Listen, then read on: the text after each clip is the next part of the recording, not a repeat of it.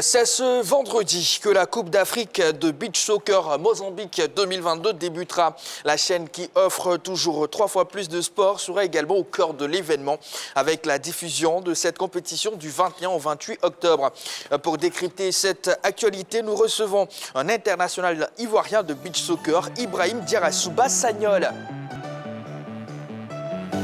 Ibrahim Diarrasouba Sagnol qui va s'installer avec lui. Nous allons évoquer bien sûr le dernier tour de qualification joué face au Maroc. On a vraiment eu des difficultés au match retour au Maroc. Avec lui, on va toucher tous ces points. Bonsoir Ibrahim. Bonsoir. Comment allez-vous? Bien. Récemment, vous étiez avec le FC Mouna. Ouais. Donc vous pratiquez le football, j'ai envie de dire ordinaire, mais également le beach soccer. Si. D'accord, vous êtes polyvalent donc. Ouais. En tout cas, bienvenue sur le plateau. Merci. Alors déjà, c'est quoi la différence entre le football que je vais appeler ce soir ordinaire et le beach soccer? Déjà, le beach soccer, c'est une discipline qui se joue par tiers-temps. Voilà, ça se joue par 3 tiers-temps. Et chaque tiers-temps est composé de 12 minutes. De 12 minutes. 12 Ça se joue sur du sable. C'est du sable, oui. C'est pas forcément à la plage. Bon, non, pas forcément à la plage. Comme vous le constatez sur les images, c'est dans le sable que ça se joue. Et vous, Ibrahim, depuis combien d'années vous pratiquez ce sport? Disons, ça fait quelques années quand même que je pratique le sport. Quelles sont les compétitions auxquelles vous avez déjà participé avec l'équipe nationale? Déjà, nous avons joué le tournoi à Durban, le tournoi de Durban en Afrique du Sud et aussi la CAN Beach Soccer aux Seychelles. D'accord. Oui, Est-ce que c'est facile de jouer sur du sable, même dans le sable? Non, déjà, c'est très compliqué parce que ça demande beaucoup de conditions physiques. D'accord. Voilà, parce que c'est pas facile. Mais c'est formateur, parce que je sais par exemple que la plupart des joueurs brésiliens qui sont très doués techniquement ont pris l'habitude depuis leur bas âge de jouer sur les plages là-bas au Brésil. Et ça travaille la qualité du contrôle du ballon. Vous savez que les Brésiliens sont très forts pour contrôler le ballon. Est-ce que c'est le cas pour vous? Est-ce que quand on a pratiqué ça comme ça et qu'on vient sur un terrain normal, on est plus à l'aise à manier le ballon comme le font les Brésiliens? Déjà, ça apporte une touche de technique aux joueurs qui pratiquent déjà le beach soccer. Parce que non seulement vous luttez avec le sable et vous devez maîtriser vos ballons. Donc ça fait 2 choses différentes. Est-ce que les joueurs de beach soccer, là, Oui. ils sont plus habiles que ceux qui jouent sur un terrain normal? Vous voulez parler de la technique? Ouais, techniquement, dans la précision, etc., etc. Ils sont plus habiles que ceux qui jouent sur les terrains normaux. Bon, après, on ne va pas comparer les 2 sports. Oui. Je pense que l'habilité est de partout. Voilà, on va pas comparer. Déjà, le beach soccer, ça demande beaucoup de conditions physiques et beaucoup de technicité. Voilà. Mais justement, est-ce que ça ne dénature pas un peu votre jeu? Parce que vous jouez au beach soccer donc sur du sable, après vous vous retrouvez sur un terrain de football avec Beach soccer pieds nus. Pieds nus, Voilà. de l'autre côté avec Des magres. des magres. Est-ce que ça ne dénature pas votre jeu dans les deux disciplines? Non, pas du tout. Je pense que c'est une question d'habitude. Voilà. Et quand vous avez le talent, vous avez le talent. Je ne pense pas qu'être en pieds nus et porter les chaussures peut causer les problèmes. Alors, Sagnol, vous, tout comme tous les Ivoiriens, eh bien, malheureusement, on va suivre cette compétition-là à la maison. Qu'est-ce que ça vous fait, vous, personnellement? Personnellement, beaucoup de déceptions parce que nous sommes une grande nation de beach soccer. Voilà, il faut le rappeler. Et dans les conditions que nous quittons la qualification, vraiment, ça nous peine. Voilà, parce que on ne nous a pas gagné pour nous éliminer. Ça, il faut le signaler. Voilà. Donc, du coup, sorti par une décision que la CAF a prise, ça touche beaucoup. Allez, revenons sur les faits, Sagnol, avec vous. C'était en aller-retour, la dernière étape. C'était face au Maroc. Ouais. À la maison, 7-6, la Côte d'Ivoire l'emporte. Mais au match retour, c'était tout autre chose. Revenez sur les faits. Bon, déjà, à l'aller, nous avons gagné 7-6, comme vous l'avez dit. Et chez eux, là-bas, nous avons fait 3-3. Voilà, et dans des conditions vraiment pas praticables. Parce que les Marocains n'ont pas été fair-play. Voilà, ils n'ont pas respecté les conditions de jeu. Déjà, le premier tiers-temps, nous avons joué plus que 12 minutes. Le deuxième tiers-temps, c'était pareil. Le troisième, c'était encore pire. Voilà, jusqu'à ce qu'il y ait le petit malentendu, qui était une faute qu'on devait siffler. L'arbitre a sifflé un pénalty. Contre la Côte d'Ivoire. Contre la Côte d'Ivoire. Donc, dirigeants et footballeurs n'ont pas accepté cela. Donc, nous sommes restés là pour que la BIS puisse revenir sur Sa décision. sa décision. Ce qui n'a pas été le cas. Donc, nous sommes restés sur le terrain. Et il a décidé comme ça qu'après 15 minutes, que si on ne faisait pas de mouvement, il allait siffler la fin du match. Et c'est là, après, on a appris que non, nous sommes sortis du terrain, ben, ce qui est archi faux. Les Marocains, ils ont mis n'importe quoi sur les réseaux sociaux pour dire voilà, nous sommes quittés sur le terrain. Or là, nous avons joué le match à moins. Parce qu'ils ont tout fait pour éliminer les meilleurs joueurs de notre discipline avec des cartons rouges. Ça n'a pas été signalé. Voilà. Donc vous avez joué à combien finalement? Nous avons joué à 3. Il y a des Tétons, nous avons joué à 3. 2 Tétons que nous avons joué 3 à 3. contre combien? 3 contre 4. Voilà. Donc tout ça, nous avons été vraiment dans Donc les c'est 4 joueurs de part et d'autre. Oui, 4 joueurs de part et d'autre. Plus le gardien, ça fait 5. D'accord. Mais vous n'avez pas porté réserve, porté plainte, vous n'avez pas saisi votre confédération, etc., etc. Si, je pense que le président de Beach Soccer a posé une requête auprès de la CAF. Voilà pourquoi il n'a pas communiqué là-dessus comme il nous a fait comprendre. Parce qu'il attendait à ce que la CAF puisse réagir par rapport à ce qui s'est passé. Parce que même nos supporters n'ont pas eu le droit d'entrer dans le complexe Mohamed VI. Donc finalement, les Marocains ont tout fait, ils ont tout orchestré pour vraiment passer ce tour face à vous, c'est ça, hein? Oui, je pense que c'était un plan déjà bien mené, voilà. Ils attendaient seulement le jour pour pouvoir agir. Est-ce que lors de votre arrivée au Maroc, vous avez pressenti ça déjà dans les attitudes des officiels marocains ou bien des officiels du match? Est-ce que le président du Beach Soccer, je veux dire, n'a pas eu ce flair-là de ce qui allait être réservé aux footballeurs ivoiriens qui participaient à ce match retour? Ou est-ce que vous n'avez pas senti ça dans la façon de faire? Bon, déjà, je pense qu'il y a certains jours où ils ont décidé de nous faire changer de terrain. Oui. On a senti cela, mais après, les dirigeants nous ont dit de rester concentrés sur notre sujet, qui était la qualification. Voilà, nous sommes allés pour se qualifier pour la Coupe d'Afrique.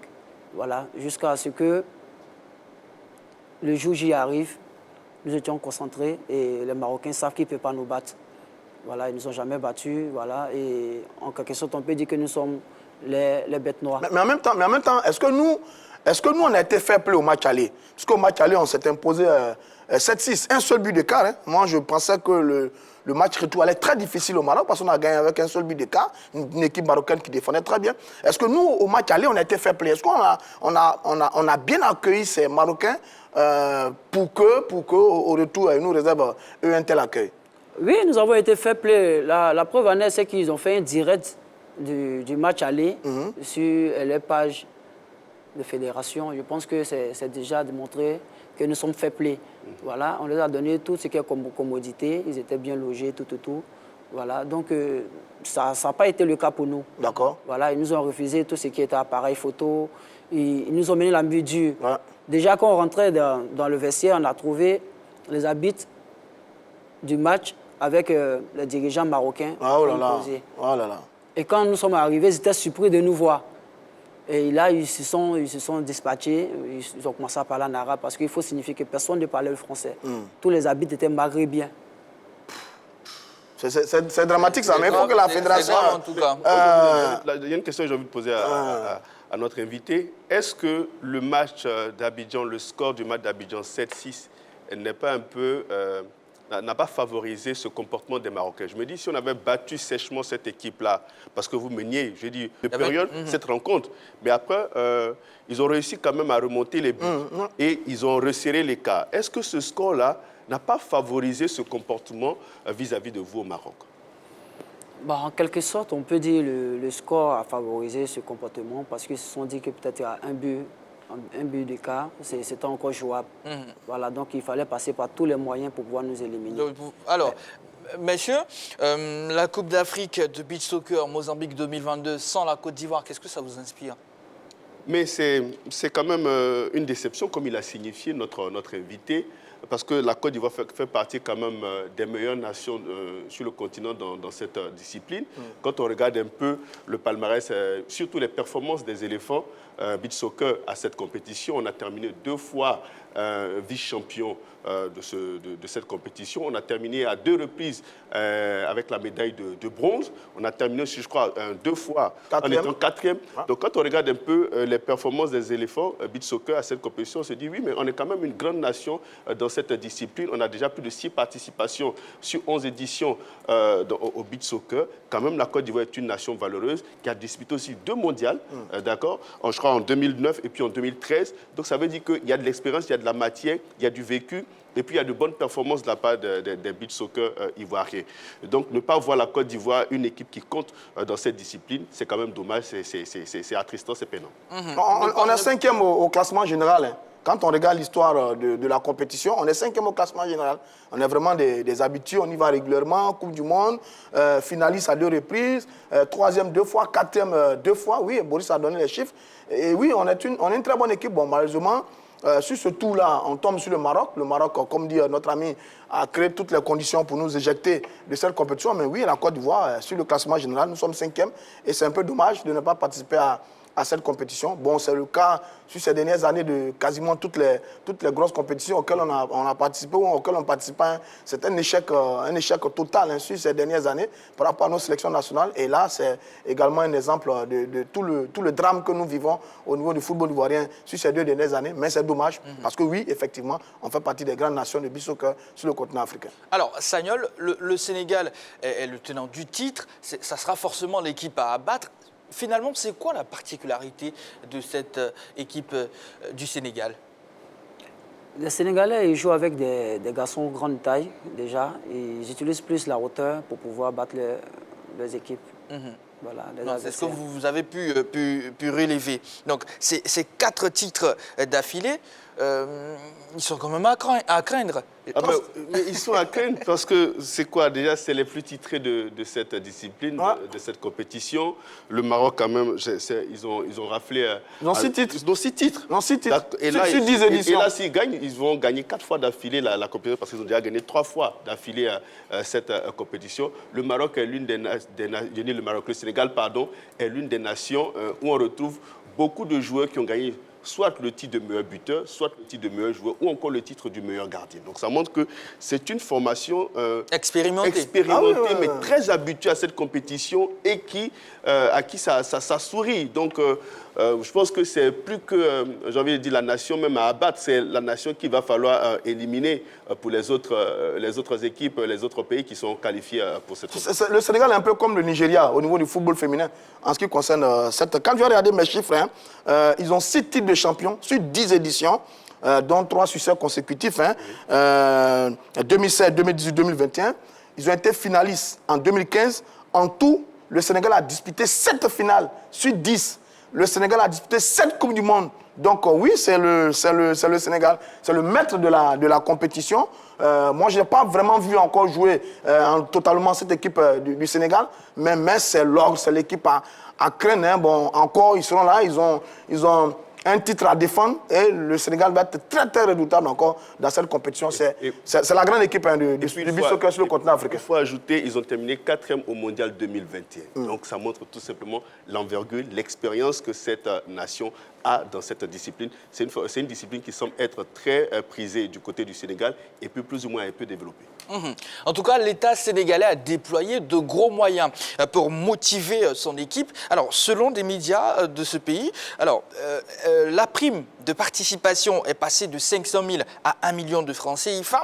En cas de qualification pour le mondial, chaque joueur touchera 4 millions de francs CFA. Un mot, messieurs? Oui, mais parce que le Sénégal a compris que ça peut être un instrument important pour imposer sa domination sur le continent africain. C'est déjà fait. Donc, dans ce cas-là, on met les joueurs dans de très bonnes conditions pour pérenniser la suprématie sénégalaise. Et ça, c'est à l'avantage du pays. De 500 000, on passe à 1 million, on passe à 4 millions. Mais c'est très bien. Je veux dire que nous aussi, si dans quelques années, on veut copier le modèle sénégalais, au niveau du Maracana, où on est 8 fois champion d'Afrique, on devrait nous aussi dégager de grands moyens pour nos athlètes pour imposer cette hégémonie, la garder, la conserver. Et à partir de cet instant, bon, l'histoire retiendra que oui, il y a un pays qu'on appelle la Côte d'Ivoire Maracana et il y a un pays qu'on appelle le Sénégal au beach soccer. Donc, je suis tout à fait content pour pour les dirigeants sénégalais, parce qu'en vérité, ces petites disciplines, ces petites fédérations ne sont pas toujours bien traitées, les joueurs ne sont pas logés à la même enseigne que le grand football. Donc quand un pays est mobilisé comme ça pour soutenir les garçons, eh bien, ça veut dire que le Sénégal est fort et le Sénégal continue de nourrir de très grandes ambitions pour cette compétition. Et je pense que les prix que vous avez donnés là vont permettre aux garçons d'être encore plus performants. Et bon, on se demande tous maintenant comment on va battre cette équipe du Sénégal durant cette compétition. Oui. Ça m'amène à poser une question à notre invité. Est-ce que vous avez déjà reçu de telles primes lorsque vous avez participé, par exemple, à une Coupe d'Afrique ou à une Coupe du Monde? Ou à une Coupe du Monde? Honnêtement. Quelles sont vos primes? Vous voulez utiliser le joker? Non, ça va. Je pense que ça, c'est le truc de vestiaire. Il ne faut pas me prononcer là-dessus. Nous sommes à la télé. Je pense mais avec des primes, c'est motivant. Non, je pense que déjà pour la qualification, nous avons joué les points de match de 500 000 francs. Voilà, en aller. Et au retour, c'était les points de match de 500 000 francs, 700 000 francs. Donc, et ça n'avait rien à voir avec la qualification pour la CAN. Il y avait la prime aussi à part. Donc, je pense que la fédération a fait beaucoup de progrès de ce côté. D'accord. Allez, on va vous présenter à présent, fans de sport, les 7 pays qualifiés pour la CAN de beach soccer. On va juste rappeler que le Nigeria s'est retiré. Roger Stéphane, le Nigeria s'est retiré de la compétition. Oui, qui est également une bonne nation, mais qui malheureusement ne sera pas là. Si le Nigeria avait été dans le lot, ça aurait été certainement l'un des favoris. Mais bon, le Nigeria est sorti. Maintenant, il reste des pays. Mozambique, Sénégal, Maroc, Malawi, Ouganda, Égypte et Madagascar. Bon, le grand favori, on l'a dit, c'est l'équipe du Sénégal. Mais attention, il y a les Malgaches qui sont là. Ils ont été vainqueurs de l'édition en 2015 aux Seychelles. Ils ont été 4e en 2011. Ils ont joué déjà à une Coupe du Monde, les Malgaches.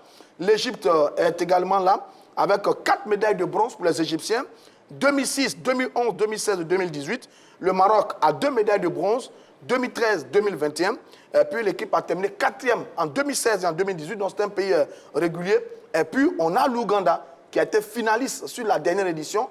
Donc oui, il y a quasiment les meilleures nations qui sont là. Il n'y a pas l'Afrique du Sud, malheureusement, qui a été l'un des tout premiers organisateurs de cette compétition. Même pour le reste, tous les cadors en dehors de la Côte d'Ivoire sont bien présents à cette compétition. Sagnol, un mot sur le retrait du Nigeria. N'oublie pas que le Nigeria a été finaliste en 2016 et en 2018. Je pense que c'est une très grande nation de beach soccer. Voilà, ça peine un peu de voir qu'ils se sont retirés. On ne connaît pas les causes, mais du coup, ça va pénaliser un peu la compétition. Ouais, parce qu'on sera obligé d'avoir une poule à 3 et une autre on ne peut pas rappeler la Côte d'Ivoire. C'est un pays qui a désisté. Bizarrement, j'ai pensé à ça. Et si justement la fédération faisait pression parce que le match est terminé à un 3 partout, vous avez posé réclamation, jusqu'à présent, on n'est pas encore reçu de réponse. Est-ce qu'il ne faudrait pas aller plus haut vers la Fédération mondiale de beach soccer? La compétition démarre demain. Voilà. On l'a déjà vu avec le Danemark qui est allé remporter le trophée. Je veux dire, maintenant, on peut pas, c'est cool, là, ça a commencé déjà, donc on ne pourra pas y aller. Mais je veux dire, si le Nigeria s'était décidé un peu plus tôt, ça aurait peut-être donné une idée à notre fédération. Mais bon, c'est un peu dommage. La Côte d'Ivoire absente, le Nigeria absent, c'est 2 grands qui sont absents à cette compétition. On va voir dans quelques instants seulement le programme complet de cette compétition. Oui, CAN Beach Soccer Mozambique 2022. Mais derrière, en attendant le programme complet, Yves, est-ce que vous pensez que la nation qui organise donc le Mozambique pourra créer la surprise? Ils sont dans une dynamique, ils ont été finalistes en 2021. Donc, je crois qu'on a sûrement gardé le même effectif. On a tenté de le renforcer. Ils sont à domicile. Ils vont bénéficier de l'appui de leur public. Ce sont de très bons joueurs, de très grands talents. On ne se retrouve pas en finale d'une compétition telle que le beach soccer si on n'a pas des joueurs de qualité. Et moi, je pense qu'il va falloir compter avec cette équipe. Elle semble plus ou moins régulière dans cette discipline en ce qui concerne la CAN du beach soccer. Donc, pour moi, oui, attention aux Mozambicains. Ils vont être très, très forts à domicile. Au-delà du Sénégal qu'on a vu, j'ai envie de dire, dont on a parlé brièvement, quelle autre nation pourrait créer la surprise? Mais on a parlé du Maroc et de l'Égypte. Ils n'ont pas encore été vainqueurs. Sûrement que les Marocains ont bien envie de remporter pour la première fois cette compétition. On a entendu dire qu'ils veulent faire du beach soccer, j'ai envie de dire, une discipline assez développée dans leur pays. Donc, déjà participer à la CAN, se retrouver en finale et puis aller en Coupe du Monde, c'est l'objectif majeur des dirigeants marocains en ce qui concerne cette compétition. Donc, attention, les Marocains viennent avec beaucoup d'ambition. Et puis, ils sont redoutables. Hein. Vous avez vu que quand ils se sont intéressés au CHAN, oui. Ils ont gagné 2 fois de suite, hein, les Marocains. Donc là, ils s'intéressent vraiment à cette discipline. Bon, ça montre que, oui, ils peuvent aller chez maintenant. Est-ce que quand on les a vus souffrir face aux Ivoiriens, face aux éléphants, je rappelle qu'on les a battus ici à l'aller 7-6, et puis au match retour, on était à 3-3, jusqu'à ce que les arbitres exécutent ce que je pourrais appeler en griffe le fameux complot pour éliminer la Côte d'Ivoire. Est-ce que ce Maroc-là pourra aller chercher les autres grandes nations que sont Sénégal, Madagascar, Égypte, etc., Mais bon, attendons de voir. Et puis, concernant l'équipe mozambicaine qui a gagné la compétition, c'est un petit plus. Hein. L'année dernière, ils ont été battus en finale par le Sénégal 4-1. Donc oui, c'est un groupe qui, à mon avis, sera redoutable. Surtout à domicile, oui, il va falloir compter avec cette équipe mozambicaine. Alors, Roger, toujours avec vous, la 3 diffusera ce rendez-vous, cette compétition. Ouais. On sera au cœur, encore une fois. On sera là pour nos téléspectateurs. Vous savez que nous sommes une chaîne de sport, une véritable révolution opérée au plan national. Donc nous avons cette obligation d'être présent là où il y a des activités. Et le beach soccer sera là, on va le faire vivre sur cette chaîne. C'est une CAN. C'est vrai que la Côte d'Ivoire ne sera pas de la partie, mais ce n'est pas bien grave. On sera, nous, au cœur de l'événement pour le présenter à nos téléspectateurs. On a couvert toutes les compétitions, hein, depuis les JO, la CAN, le CHAN, les U17, les U20, etc., etc. Le football féminin également. Bon, oui, on continue la belle aventure avec cette compétition de CAN Beach Soccer, non, ce sera la 11e édition. Oui. Et oui, la 3 sera bien entendu au cœur de l'événement. Donc, on va se préparer à suivre les commentaires magnifiques de Balo et Wallo, je crois bien, si je ne m'abuse. Et puis bon, on va faire la fête ensemble sur le sable du côté du Mozambique. Voilà, c'est toujours bien, Yves, d'avoir des directs comme ça de ce genre d'événement. Mais je vous dis, c'est une excellente compétition. On n'a pas très souvent l'occasion de voir et surtout d'apprécier les athlètes de cette discipline. Et je crois que la 3 qui sera au cœur de cet événement, qui va présenter les différents matchs du beach soccer, ça pourra pourquoi pas susciter des envies, mais j'ai envie de dire de la passion.